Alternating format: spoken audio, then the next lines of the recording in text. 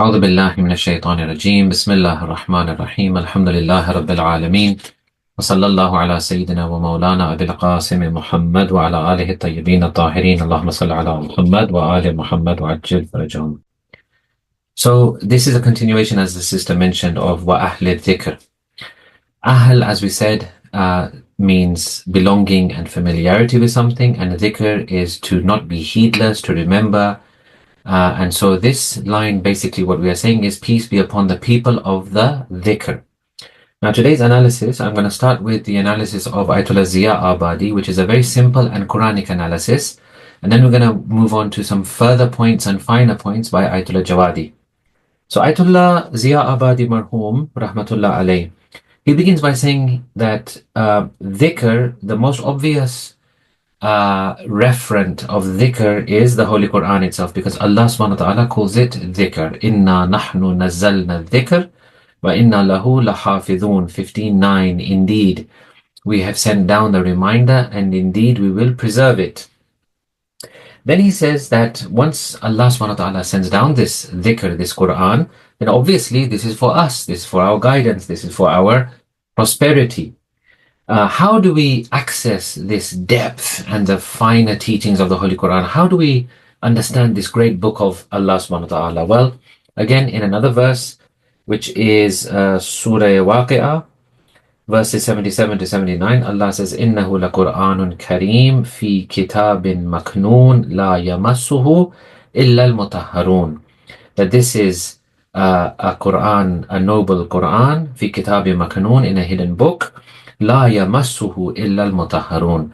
These teachings are hidden, they're not for everybody. You have to go in depth, you have to go down deep into the Holy Quran, you have to know the Holy Quran, you have to have certain prerequisites and skills and knowledges and guidances for you to be able to extract from the Holy Quran. So who can do this? La yamassuhu illa al-mutahharun.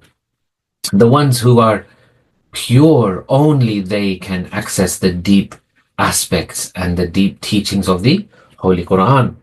So then the next question comes, well, who are these people who are purified and pure? إِنَّمَا يُرِيدُ اللَّهُ لِيُذْهِبَ عَنْكُمُ الرِّجْسَ أَهْلَ الْبَيْتِ وَيُطَهِّرَكُمْ تَطْهِيرًا. اللَّهُمَّ صَلِّ عَلَى مُحَمَّدٍ وَآلِ Muhammad. That it is the Ahlul Bayt in 33:33, which Allah says that they have been purified. Well, if all of that is the case, then what? What is our duty? Now we know that the Quran is a book of reminder, that it's full of guidance, that it's full of knowledge, but these knowledges are hidden. You need to be pure to extract them. The ones who are pure are Ahlul Bayt. Then what? The conclusion is, فَاسْأَلُوا أَهْلَ الذِّكْرِ إِن كُنْتُمْ لَا تَعْلَمُونَ. Therefore, when you have a question, when you have an issue, when you have something that you need clarified, who do you ask? You ask the Ahl adh Dhikr. Don't go to Abu Bakr, Umar, Usman. Don't go to Shafi'i and Hanbali and Hanafi and Maliki. Why are you wasting your time with these people? Go to the people who are the Ahl adh Dhikr. They are the people of the Holy Quran. فَاسْأَلُوا أَهْلَ الذِّكْرِ إِن كُنْتُمْ لَا تَعْلَمُونَ. Ask the people of the reminder, the people of the zikr, which we are saying here in the ziyarat, that Assalamu ala Ahl adh Dhikr, O Imams of Ahlul Bayt, you are the people of the dhikr. Therefore, people should refer to you and ask you, and for you to guide them onto the right path. Now let me link it to what Agha Javadi says in the continuation of his explanation of this line. Agha Javadi, first of all, he brings a hadith from Imam Ali al-Ridha alayhi salatu wassalam. Someone called Washa', he says, I asked Imam Ridha alayhi salam, may I be sacrificed for you? Who are the Ahlul Zikr? That is mentioned in this verse, فَاسْأَلُوا أَهْلَ الذِّكْرِ إِن كُنْتُمْ لَا تَعْلَمُونَ. He replied to me, we are the Ahlul Dhikr, we are the people that are to be referred to with the questions of the people. نَحْنُ أَهْلُ الذِّكْر وَنَحْنُ الْمَسْئُولُونَ. We are the Ahlul Dhikr and we are the ones to be asked. So he re-emphasizes and he makes sure. He says, so, are you saying that you are the ones to be asked and we are the ones that should be asking you? He says, yes. Then the reporter asks again, so are you saying that it's wajib upon us? Like it's necessary for us to ask you these things? He says, yes. And then he asks a very interesting question. He says, so then when we ask you, do you have to reply to us? What happens then once we ask you, will you guide us? Imam then gives a very, very interesting answer. He says that when we wish, we will answer, and when we wish, we will withhold the answer. In other words, our will, which is what we've discussed before in previous sessions, our will is tied with the will of Allah subhanahu wa ta'ala. There are times when it is not in the will of God, it is not in the wisdom of God, it is not in the best interests of people, even the person asking the question, maybe they cannot take our answer. Maybe they don't have the capacity to bear what we are going to say. Sometimes we may withhold the answer, but often we will answer the question. Then Imam says, have you not heard the words of God, the High and the Blessed, where he says, هذا عطاؤنا فمن أو أمسك بغير حساب. This is our bounty that we've given you, so give away or withhold. You can give to people from this bounty, or you can withhold it, بغير حساب, and you don't even have to give any reckoning for this. In other words, we trust you so much that we've given you this bounty. You can give it to people, you can withhold it. We trust you. Your will is our will. Your irada is aligned with my irada. You are my servants. You are guided by me. You will never do anything that opposes me. So this is the way Imam answers this question from Washa. So you see, Azizan, how important it is to actually refer to the Imams. Qur'an tells us to. Even our senses tell us to, but at the moment it's a Quranic discussion. Qur'an tells us to refer everything to the Imams. Anything you want to know, take the opinion of the Imams, take the guidance of the Imams, refer back to the Imams, the hadith of the Imams, the sunnat of the Imams, refer back to them again and again. Then Agha Javadi gives a very interesting link. Look at the way the ulama, the way their genius minds work. Then he gives a very interesting link. He says, this hadith of the Imam, these verses of the Qur'an, we can link this to du'as, the great bounty of du'a. Because their response is according to our capacity. When the Imams answer someone, they answer according to that person's capacity. Agha Javadi says this is also reflected in the du'as that we ask for and the answer we receive. Sometimes we ask for many, many things, but we don't get them. Maybe they're not good for us. Maybe it's not in our interest. Maybe it is to be delayed. Maybe it's to be given later. Maybe it's to be given instead of this world in the hereafter. We don't know. Hence, he says, it is of the etiquettes of the dua not to emphasize and insist always on one thing and specifics. Now, many people will not like this. Many of you will have questions in your mind after I've said this.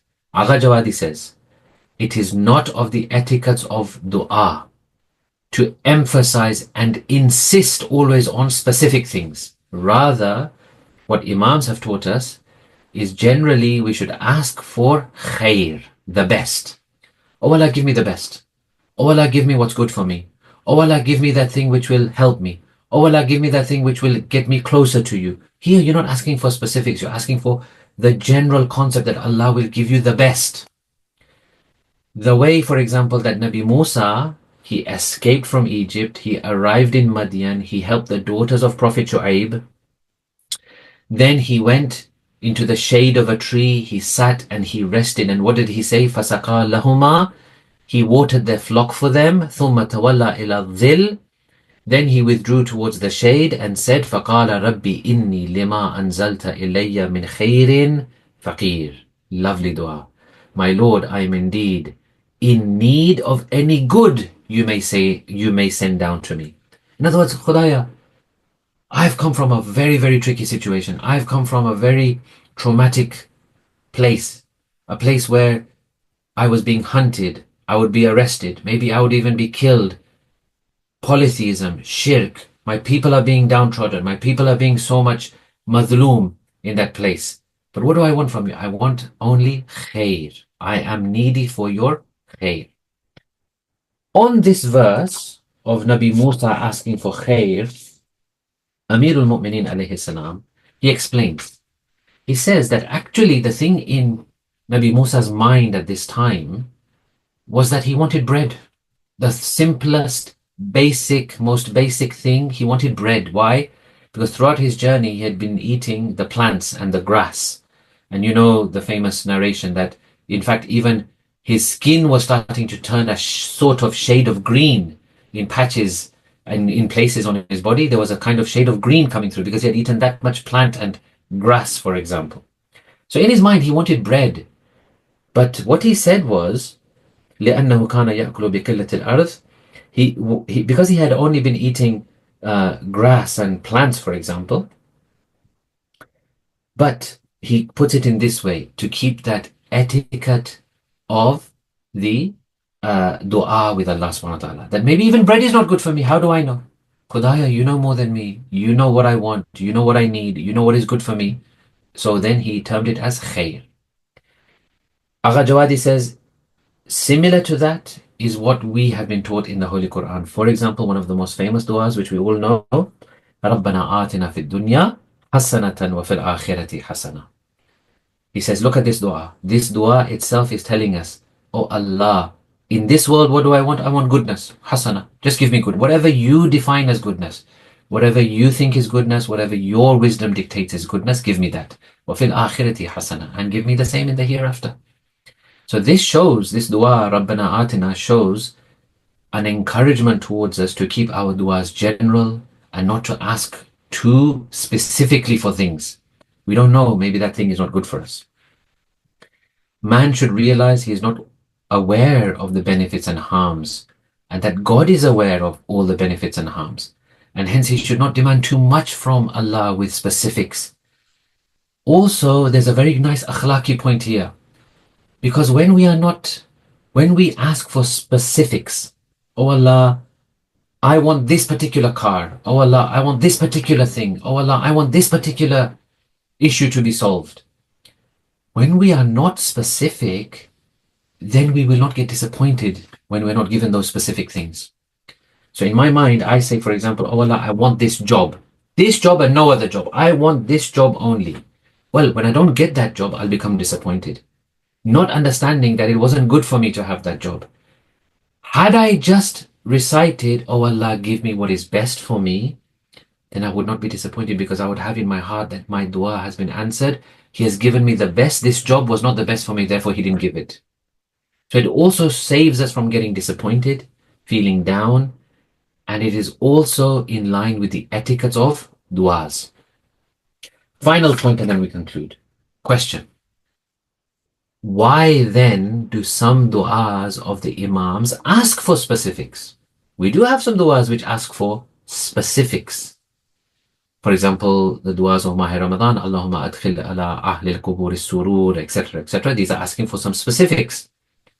Why then do the imams ask for specifics? This is the most beautiful point. They ask for specifics because they themselves know the harms and the benefits, and they know that this thing that I'm asking for, there is no harm in it, there is only benefit in it, because their will is in line with the will of Allah, their knowledge is in line with the knowledge of Allah. They've been granted by Allah this beautiful status where their du'as is also reflective of the position that they have with Allah subhanahu wa ta'ala. So whatever they ask for is always going to be in benefit and never in harm. Subhanallah. This is the wonderful maqam and position of Aimah. I think we'll finish here. That was a very nice, I hope you'll agree, conclusion to our discussion on Ahl adh Dhikr. Next time we will start the discussion on Ulil Amr, inshallah ta'ala. If you have any questions, Bismillah. What are the prerequisites for study of Quran for laymen like us? Yeah, good question. The prerequisites are very simple. One of the prerequisites is that you never study the Holy Quran with your own ideas in mind. That is strictly forbidden. That is called Tafsir bil-Ra'i, where you have an idea, you want to prove your idea, therefore you go to the Quran. So that has to be taken out. You refer to mainstream scholars, you refer to mainstream tafsir, you refer to reliable, pious, godly, scholarly works, like we're trying to do in this ZJK, in these Jamia Kabira sessions. And inshallah, you can enroll. There's many different programs. There's Hawza online. There's different Hawzat in the world. If you need any more information, I'm sure our sister Umali Mahdi can pass you some contacts and information. But yeah, this is the way to do it. Refer to reliable books, scholars, and programs, and inshallah you will flourish in the Holy Quran. Another question, in light of we cannot be imams but to follow their footsteps. Yes, of course. So when we say follow the footsteps of the imams, they've left their footsteps, mashallah. Imams have left their footsteps for us to follow. Those footsteps are called ulama. Those footsteps which imams have left behind are called our alims. Which alims? Take the alims, please, from the established centers of learning, Qom, Najaf. There are plenty of them. They have plenty of works, and these works are being translated slowly into our languages. Inshallah, you can follow those. I'm sure Ali Mahdi will, if you don't mind, Sister Ali Mahdi, you pass some links and pass some tips for those who are interested, if you don't mind. Chalo, let's finish, inshallah. So that was our discussion on wa Ahl adh Dhikr. Inshallah, from next time we will discuss wa ulil amr. Wassalamu alaikum wa rahmatullahi wa barakatuh.